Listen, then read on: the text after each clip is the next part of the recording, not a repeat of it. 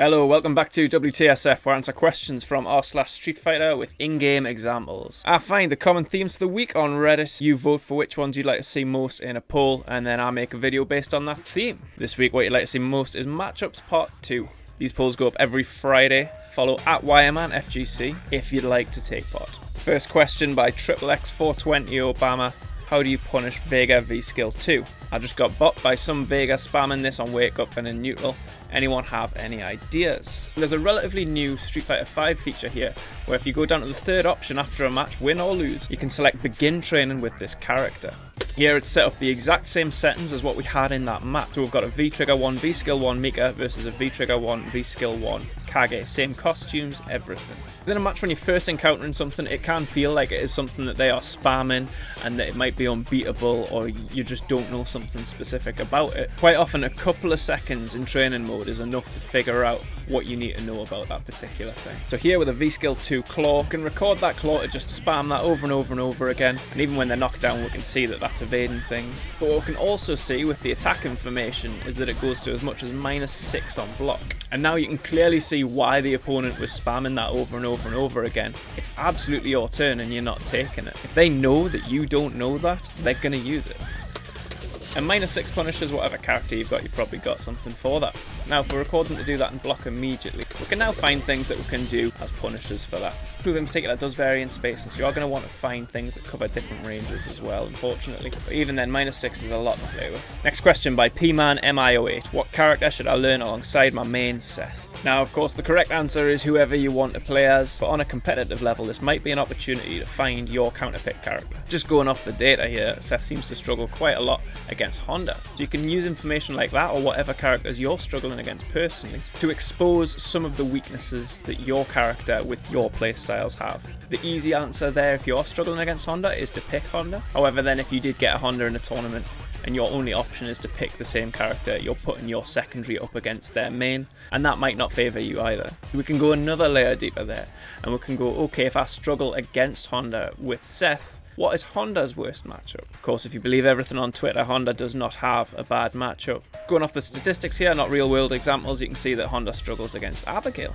If your character struggles against a lot of particular matchups, you can find a character that favours more than one as well. And most professionals, when you hear them talking about secondaries, one of the reasons that they pick them, they will say is, they cover most of my bad matchups. I would strongly recommend going off actual matchup guides from professional players rather than just the raw statistics that are used here. As you can see, this is taken into account ranked, casual and battle lounge. Across all ranks, you can't tell how seriously people are taking these matches. If you do go down that route, look at it on a more competitive and professional level. Looking at this in reverse, the two options that you wanted to pick between there were Kage and Gil. Scroll along and see which matchups they fare best in. At least on here, Gil does best against Mika, Kage does best against Akuma. You could then ask yourself, which of those matchups do I struggle against the most as Seth? Where would I rather be covered? That's just a very shallow dive into how you can pick a secondary or a counterpick character. At the end of the day, there's not going to be a right answer though, just go with what you feel is best for you.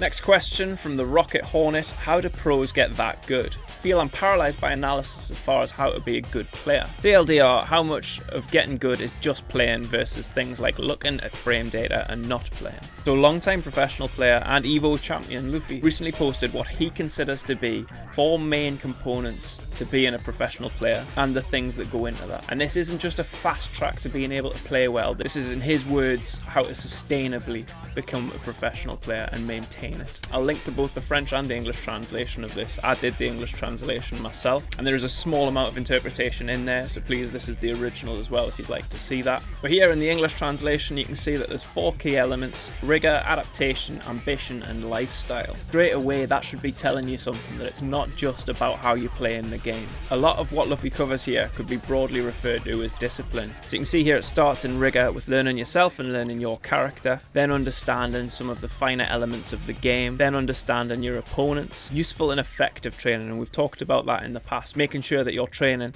is both practice and rehearsal. For more information on what the differences between those are, I'll drop another link in the description as well. In adaptation here, we've got questioning, so that's asking the right questions about why you're losing, what it is you're losing to, how do you overcome those things. Adaptation towards the actual updates in the game. So this is a second part of learning frame data. So in Rigger, you had it learning it in the finer points of the game. Here you have learning it as the game evolves and as the meta game evolves as well. And then real-time adaptation. So do find that someone's spamming something on you over and over again. Are you actually thinking about that in the match and going, is there something that I need to be doing here? Because clearly they're exploiting an advantage. How do I change the way I play to stop that from happening? Ambition, you've got setting goals at levels. We've talked on here before about the Dreyfus model of skill acquisition, how you need to have small goals that are quite broad, and then you actually go towards larger goals that are more specific over time. And then aiming for the top of the world. You're not going to be a champion unless you think that you have the right to be a champion. Lastly, their lifestyle, rest, avoiding routine, so making sure that you do mix it up and you don't burn yourself out, and surrounding yourself with good people, which is both training partners and positive people. Very easy to fall into a toxic community on a Discord or on a Reddit page or in a forum, where it just becomes very normal to blame the game over blaming yourself. Surrounding yourself with people that actually tell you, no, we can work through this together. Let's pick up a casual spot now and just learn our way around that problem that we lost in that last game too. So hopefully you can see there that there's more than just learning frame data to getting good at any fighting game. There's things that you're doing in a professional environment, there's things you're doing in a practice environment, and there's things you're doing in a social environment. They all have to change in order for you to change and become better. Next question by Chocolate Sandwiches: is there a way to see hurtboxes and hitboxes in the game? There's a bunch of ways to do this. Unfortunately, they do fall in and out of being up to date because they're all done by third parties. Specifically to answer your question, there's this great thing called Frametrapped, which is an in-game hitbox viewer. Unfortunately, at the time of recording this, it is currently out of date with the patch that I've got. But you can see here it's got some really nice features, including being able to modify the speed like you're seeing on the screen right now. You can get small amounts of data that actually explain the heights and the width. You can switch them, you can toggle them on and off. You've even got this new feature which is text-to-speech, which allows even blind players to actually hear and understand what's going on in the game when they're getting hit with something. There's also Toolassisted, which again is always in varying states of readiness. You can select different characters, different seasons, different moves. You can actually see how their hitboxes interact. This one's quite nice because you can actually offset when the opponents are hitting their buttons, so this can help you with meaties and trades. Here we can go frame by frame to see what is trading, why this particular move isn't whiff punishing, all of those good things.